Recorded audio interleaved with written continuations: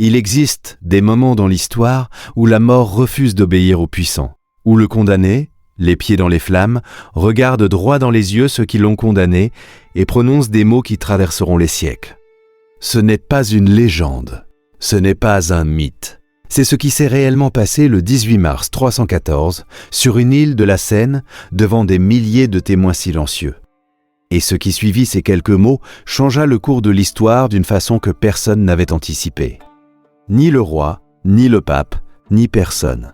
Jacques de Molay avait 70 ans quand on le traîna vers le bûcher. 70 ans de service, de guerre, de fidélité absolue à un ordre qui avait construit l'une des organisations les plus puissantes que le monde médiéval ait jamais connue. Les Templiers n'étaient pas simplement des soldats de Dieu. Ils étaient les banquiers de l'Europe entière.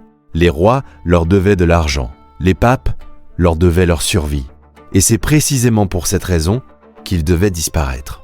Quand on possède les dettes des puissants, on devient soi-même une menace pour les puissants. C'est une règle qui n'a jamais changé, hier comme aujourd'hui. Philippe IV de France, que l'histoire a baptisé Philippe le Bel, comme si la beauté d'un visage pouvait masquer la froideur d'une âme, était ruiné. Les guerres coûtaient. La couronne saignait financièrement. Et ses créanciers les plus importants portaient une croix rouge sur leur manteau blanc. Ils n'avaient pas les moyens de rembourser. Alors, il trouva une autre solution. Une solution que les puissants ont toujours trouvée quand les dettes devenaient insupportables. Détruire ceux à qui l'on doit tout. Le vendredi 13 octobre 1307, avant l'aube, dans chaque recoin du royaume de France, des hommes armés frappèrent simultanément à des centaines de portes. Des centaines de Templiers furent arrachés à leur sommeil. Jacques de Molay fut arrêté ce matin-là, sans résistance, sans violence de sa part. Il ne comprit peut-être pas immédiatement. Ce qui se passait réellement, il comprit très vite. Les accusations étaient conçues pour être irrépudiables. Hérésie, adoration de démons, crachat sur la croix du Christ, rituels obscènes. Chaque chef d'accusation était puni de mort dans l'Europe de ce temps. Et peu importait qu'il n'existe pas l'ombre d'une preuve, pas un seul document, pas un seul témoin indépendant pour appuyer ces allégations. Il y avait quelque chose de bien plus efficace que les preuves, la torture. Pendant 7 ans, les interrogatoires se succédèrent. 7 ans de souffrance systématique, méthodique, appliquée par des hommes qui rentraient le soir chez eux et embrassaient leurs enfants. Jacques de Molay finit par avouer, comme presque tous les autres, parce que le corps humain a des limites que l'esprit le plus solide ne peut pas toujours dépasser. Mais quelque chose d'inattendu se produisit ce jour de mars 314. Quelque chose que Philippe le Bel n'avait pas prévu. Ce vieillard brisé, cet homme que 7 années de captivité et de torture auraient dû réduire à néant, se redressa. Devant la cathédrale Notre-Dame de Paris, devant des milliers de visages, devant le roi et ses conseillers qui regardaient de loin, Jacques de Molay ouvrit la bouche, et sa voix porta. Elle porta loin, elle porta clairement. Il dit qu'il était innocent. Il dit que l'ordre était pur. Il dit qu'il n'avait avoué que sous la contrainte de la douleur et que cette confession n'avait aucune valeur. Ce n'était pas un murmure. C'était une déclaration publique, politique, historique. Un homme qui n'avait plus rien à perdre et qui choisissait de ne pas perdre sa vérité. La réaction des autorités fut immédiate.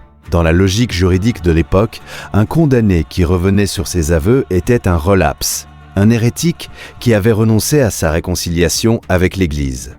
Le bûcher était la seule réponse possible. On transporta Jacques de Molay sur l'île aux Juifs, une petite île de la Seine, aujourd'hui disparue sous les quais de Paris. On dressa le bûcher. Le droit canon interdisait aux ecclésiastiques de verser le sang. Alors, on utilisait le feu. Pas de lame, pas de sang visible. Juste les flammes, une mort théologiquement propre, disait-on. La pensée humaine est capable de trouver de la pureté dans n'importe quelle abomination quand elle en a besoin. Quand le feu commença à monter, quelque chose se passa que les chroniqueurs de l'époque notèrent avec un malaise évident dans leurs écrits. Le vieux grand maître ne cria pas, il ne supplia pas, il parla. Dans les flammes, d'une voix que certains témoins décrivirent comme extraordinairement calme pour les circonstances, il prononça 2 noms.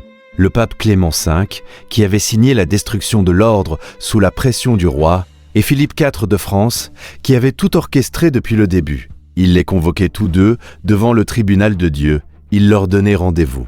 L'un dans 33 jours, l'autre avant la fin de l'année. 33 jours plus tard, le pape Clément V mourut.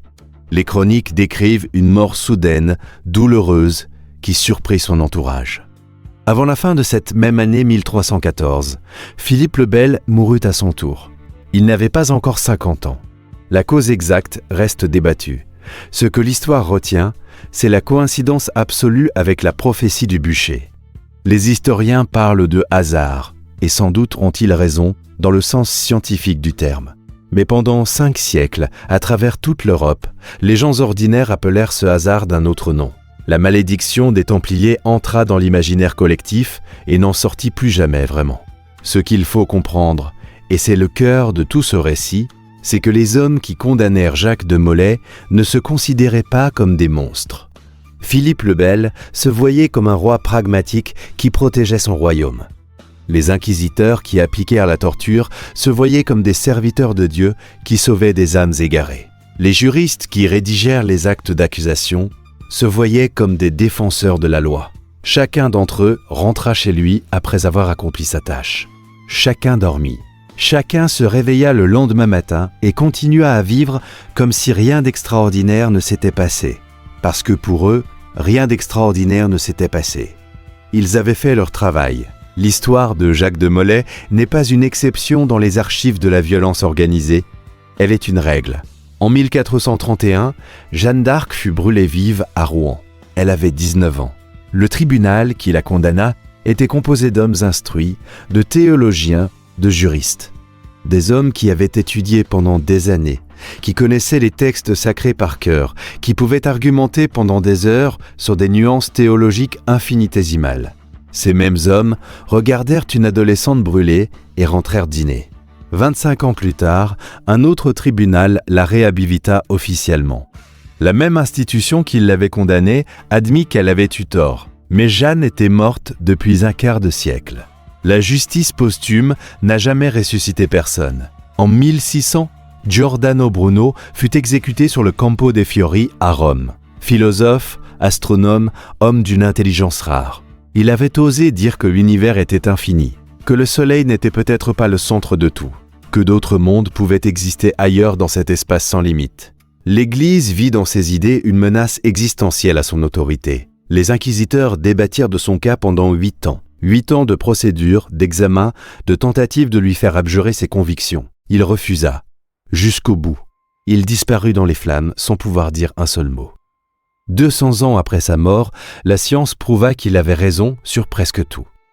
Son silence forcé n'avait pas tué ses idées, il les avait rendues immortelles. Ce que ces flammes, ces roues, ces supplices élaborés révèlent sur la nature humaine est bien plus troublant que les détails de leur exécution.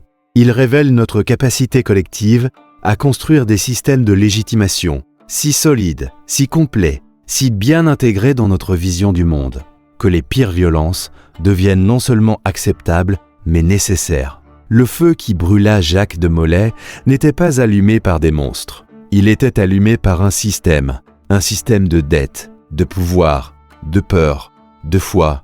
Et tous ceux qui participèrent à ce système pouvaient se regarder dans un miroir sans éprouver la moindre honte. Parce que chacun n'était qu'un rouage parmi d'autres. Chacun n'obéissait qu'aux règles de son temps. C'est pourquoi lire l'histoire ne devrait pas nous rassurer, cela devrait nous rendre vigilants. Chaque époque a ses bûchers, chaque époque a ses inquisiteurs convaincus d'œuvrer pour le bien. Chaque époque a ses Jacques de Molay, des gens qui sont broyés par des mécanismes que personne en particulier n'a voulu, mais que tout le monde ensemble a laissé tourner. Les outils changent, les justifications changent, la logique profonde, elle, reste étrangement familière. Et la seule protection que l'histoire nous offre contre cette logique, c'est de savoir la reconnaître avant que les flammes ne soient déjà allumées.